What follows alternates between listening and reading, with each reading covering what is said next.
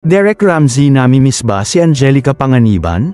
Ibinahagi kamakailan ni Derek Ramsey ang isang personal na kwento tungkol sa kanyang pagsisimula sa industriya ng showbiz at kung paanong naging malaking bahagi si Angelica Panganiban sa kanyang pag-unlad bilang aktor.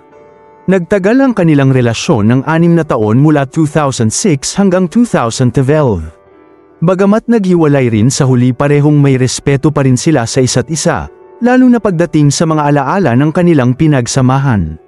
Hindi maitatanggi ni Derek na isa si Angelica sa mga dahilan kung bakit naging mas kumpiyansa siya sa pag-arte at mas naunawaan niya ang sining ng pagganap. Baguhan pa lamang siya noon sa larangan ng pag-arte, at ang pressure ng pagiging bahagi ng isang high-profile sequel ay talagang nakaka-overwhelm.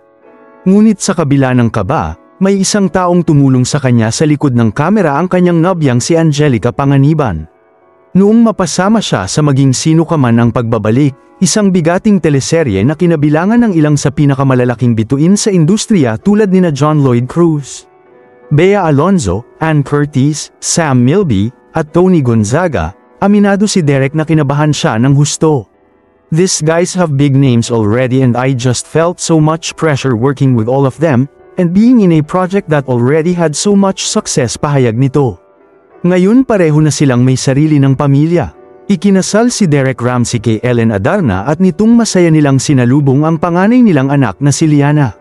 Si Angelica naman ay ikinasal sa kanyang longtime partner na si Greg Homan at may isa silang anak na si Amila Sabin.